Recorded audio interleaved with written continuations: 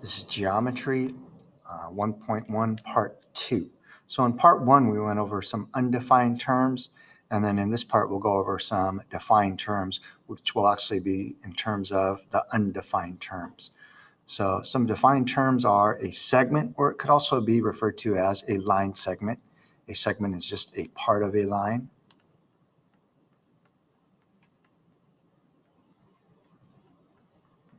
So if you think about a line, I'll draw my line out here.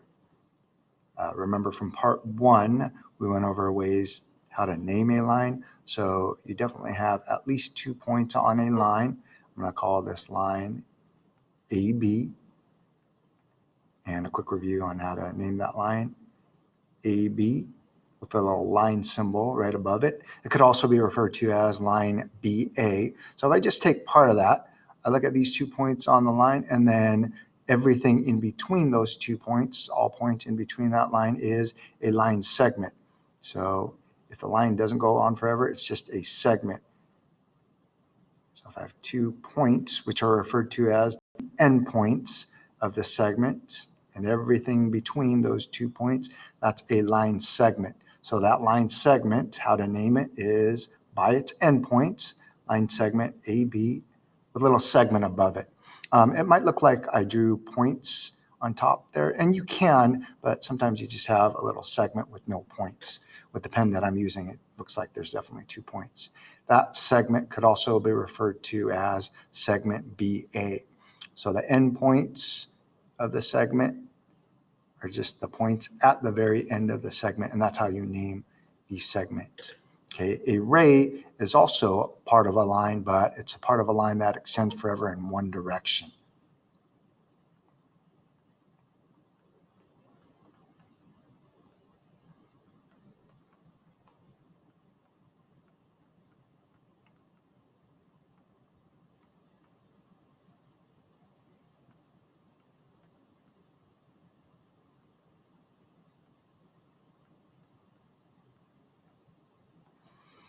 So if I take the same line AB here, and then pick one of the points on the line, either A or B. Let's just say I pick point A.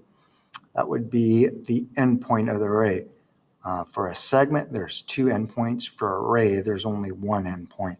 So let's just say A is the endpoint of the ray, and it extends forever in one direction. It would go through point B and then keep going forever in one direction. So if this is endpoint A, it goes forever in one direction. And then I have point B on that ray. There's actually only one way that you can name this ray. The first letter of the ray has to be the endpoint. So this would be ray AB.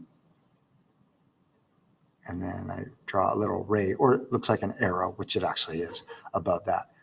That's the only way that I can name this ray. Ray BA would be a completely different ray. Ray BA would have the endpoint B and then go through point A and keep going forever, in this case, to the left.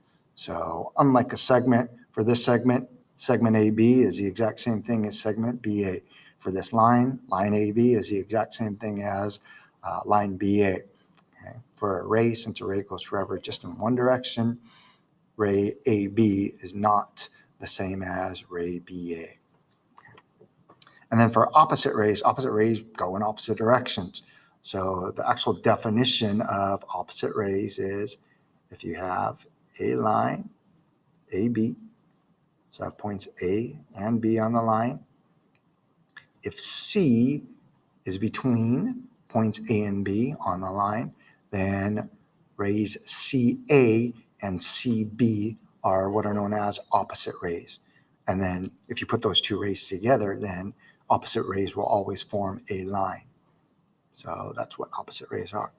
And then for the intersection of whatever you're talking about, you could have the intersection of 2 lines. You could have the intersection of a line and a plane. You could have the intersection of 2 planes. If you just think about an intersection, since some of you are probably taking driver's ed or will be taking driver's ed shortly, an intersection is just where like 2 roads or 2 streets meet.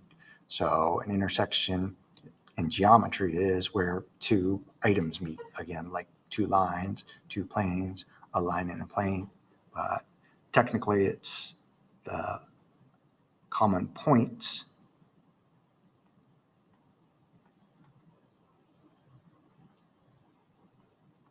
of two items.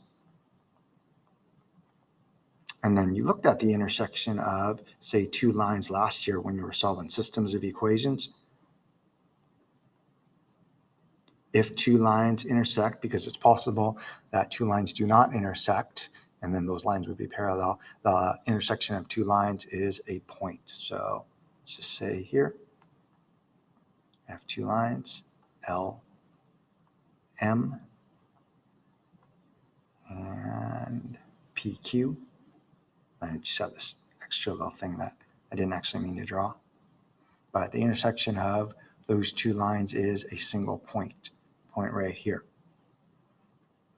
If a line and a plane intersect, you can kind of try to imagine things before I draw it. Like a pencil could be a representation of a line, and then a piece of paper, or like my hand, could be a representation of a plane. If a line and a plane intersect, one intersection could be a point, like the point that this tip of the pencil is touching my hand. Technically, it would go through since a line goes forever, but the intersection of a line and a plane could be a point. Doesn't necessarily have to be a point. The intersection of two lines, if two lines intersect, have to be a line. You can think about another way before I show you of how a line and a plane intersect. The other intersection of a line and a plane could actually be the line itself. So I'm going to show you using my notepad here. Notepad could be an example of a plane. It's supposed to be flat, two sides. Intersection of a line and a plane could be a point. But if the line lies in the plane, then the intersection would be the line itself. So sometimes the intersection of two items could be more than one thing. The intersection of two lines, just a point. The intersection of a line and a plane could be a point, could also be a line. And if you think about how two planes could intersect, the intersection of two planes could be a line. So if you kind of just look around your room, the intersection of two planes are like two walls, or like a wall on the floor or the wall on the ceiling. And then like possibly where your baseboard is, that's the intersection. That would be a line.